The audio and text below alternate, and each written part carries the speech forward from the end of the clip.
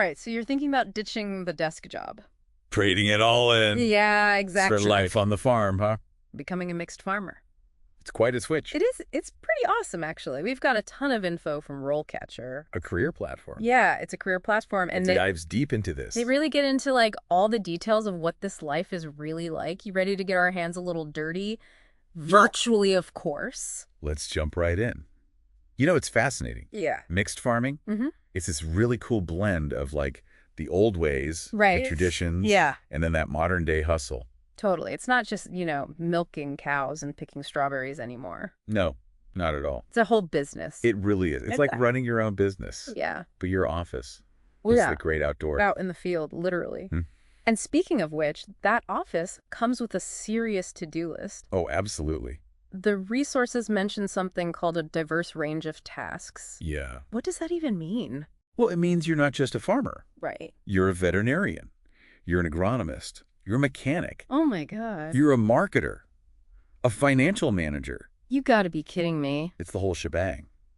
That's wild. I mean, what really stood out to me was just how many different skills you need. Like they even mentioned reading comprehension Absolutely. to run a farm. Who knew? It's crucial. Really? You're reading up on the latest farming techniques, I guess so. market trends, all sorts of stuff. Makes sense. Okay, so critical thinking communication, being a good listener. These Yeah. are all important life skills. Absolutely. But to see them applied to farming, It shows you how well-rounded yeah, a mixed farmer needs to be. for sure. You really do wear a lot of hats. So- From, like you said, veterinarian, Mm-hmm. agronomist, mechanic. Even a financial analyst. Wow, okay. And then there's marketing, Oh, yeah. because you got to sell all this stuff you're growing and raising. Exactly. You can't just grow it and hope people show up. You got to connect with customers, whether it's through those farm-to-table boxes or at the local farmers markets. Yeah, right. Like going digital even, maybe. Absolutely. Online presence is huge these days. That's a far cry from that classic image of a farmer just kind of puttering around in their overalls, right? It's not your grandfather's farm anymore. No, for Okay. sure. It sounds like you have to be super adaptable in this line of work. Adaptability is key. Yeah, 1 minute you're fixing an irrigation pipe. right. Next you're negotiating a deal with a grocery store for your prize-winning tomatoes. Wow, that's a lot. And then on top of all that, you've got Mother Nature to contend with. Oh, yeah, that's the wild card, isn't it? Totally. It's not all like beautiful sunsets and fields of sunflowers. Definitely not. You've got droughts, floods, Oh, God. pests that can wipe out your crops overnight. Talk about pressure.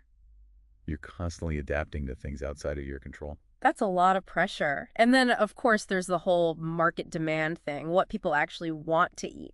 Like one day it's all kale smoothies. The next day it's cauliflower pizza crusts. Exactly. You got to stay ahead of those trends. How do you even keep up with that? Well, a lot of mixed farmers are going direct to consumer.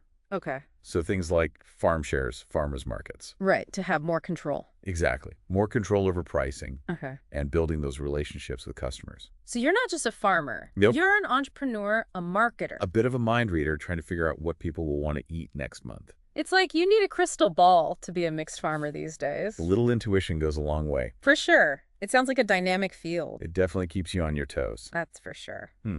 All right, so we've talked about the skills, the adaptability, but what about the support system? Yeah, What about connecting with other people in this field?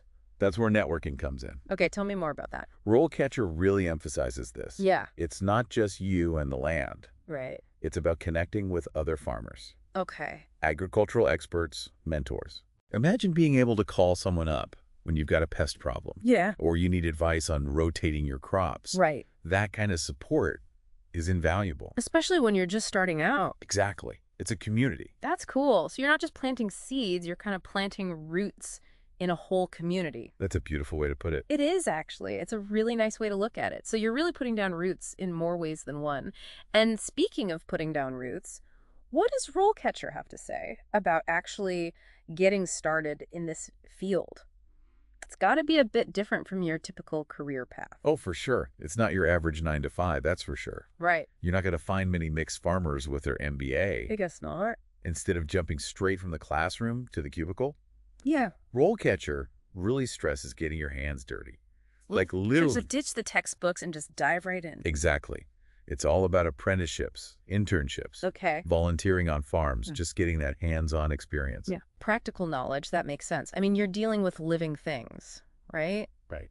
The weather, you can't learn that from a textbook. Exactly. Experience is the best teacher when it comes to farming.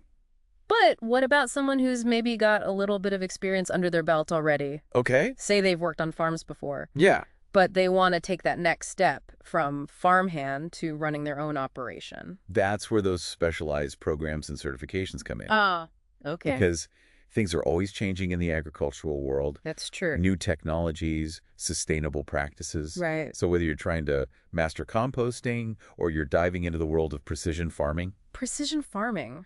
What is that? it's using technology like sensors and data to optimize your crops. Wow, so high tech. Exactly. So Yeah. continuous learning is super important. So even if you've been farming your whole life, there's always something new to learn.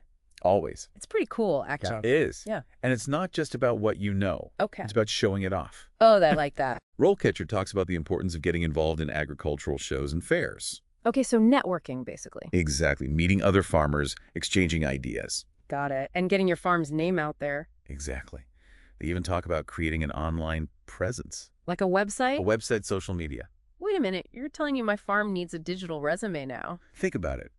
You could have drone shots of your fields, Okay. mouth-watering photos of your produce. That's kind of brilliant. It's a great way to connect with customers. Bring the farm experience right to their phones. Exactly. That's super cool. All right, so we've covered a lot of ground here: experience, networking, the need to constantly adapt and learn. But let's be real for a second. What does RoleCatcher say about the financial side of becoming a mixed farmer? Because it can't all be sunshine and organic strawberries, right? Right. Well, the guide is very upfront about the challenges. Okay. They say those upfront investment costs can be pretty steep. What kind of costs are we talking about? Well, you've got land equipment, livestock feed. Oh, yeah, that adds up quickly. It does. And that's before you've even planted a single seed. And then there's always the risk of things going wrong. Oh, absolutely. Okay. Late frost, a pest infestation. Mother Nature can be brutal. She can. And that can wipe out an entire season's worth of income. That's a scary thought. So how do these farmers handle that pressure? I mean, that's a lot of financial instability. But that's where the business savvy comes in. Okay, so that business side is essential. Absolutely. Yeah. The guide talks about budgeting, financial planning, Right. and staying informed about market trends. So you have to be adaptable, not just with what you're growing, but with how you're selling it too. Exactly. It's about making those smart decisions and diversifying. Like, don't put all your eggs in one basket. Exactly. So instead of just selling tomatoes at the market, you might want to think about making and selling your own tomato sauce. Right. Value-added products. Exactly. You're expanding your offerings, reaching a wider customer base. That's really smart. So it's all about being creative, resourceful, thinking ahead. Just like any entrepreneur. It sounds like it. Finding that balance, though, between your love for farming and having a good head for business, that seems key. It's a delicate dance. It is. Speaking of balance, I noticed RoleCatcher uses a really interesting phrase when they talk about mixed farmers. They call them land stewards. It's a powerful term, isn't it? It is. It's not something you hear every day. It speaks to a deeper responsibility, I think. It's more than just owning a piece of land, right? Right. It's about recognizing that you're caring for something that's bigger than yourself. You're borrowing it almost from future generations. Exactly. And that means taking care of it. It really adds another dimension to the whole thing, doesn't it? It does. And, you know, that connection to something bigger, that sense of purpose, Yeah, that's a big deal for a lot of these farmers. I bet. Especially these days, right? Yeah, It seems like so many people are feeling disconnected from where their food comes from. absolutely. Hmm. People want to know Yeah, how their food is being grown, who's growing it. right. They want that transparency. Exactly. And mixed farming really delivers on that. It's that connection to the land, the community, it's all intertwined. It's like a bridge between those traditional farming methods and this push towards a more sustainable future. Okay, so it's not just about going back to the old ways. No. It's about taking the best of both worlds. Right. Blending tradition and innovation. And always learning and adapting, right? Exactly. Because the needs of consumers, they change. For sure. And the planet's needs, they change too. That's true. Okay, so we've talked about a lot, the challenges, the rewards, what it takes to succeed. But let's talk about the elephant in the room here. Okay. The money. Can you actually make a living as a mixed farmer? That's the million-dollar question, isn't it? It is, because it's not always easy being an entrepreneur. No, it's not. And farming comes with its own unique set of challenges. So what does RoleCatcher say? Is it even possible to earn a good living from this? Well, the guide says income can vary a lot. Okay, so there's no magic number. No, not at all. It depends on a lot of factors. Like what? Well, your location, for one. The size of your farm, Right. what you're growing, what kind of livestock you have. It's not a one-size-fits-all situation. Not at all. It's about finding what works for you, your land, your market. So some farmers might do really well focusing on, say, organic produce. Right. While others might find their niche selling directly to restaurants. Or doing those CSA programs. Exactly. So many options. It's not just about how much money you can make, though, right?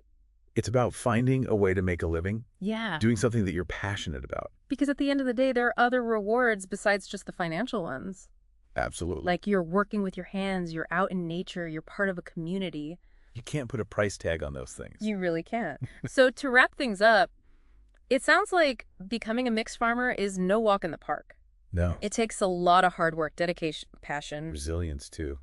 You got to be able to roll with the punches. That's true. You're dealing with Mother Nature after all. Exactly. But for those who are up for the challenge, it sounds like an incredibly rewarding way of life. It's a special calling. It really is. Yeah. And as we've learned, it's more than just a job. It's a lifestyle. It's about connecting with the land, your community, and yourself. And in a way, it's about shaping the future of food. That's a powerful thought.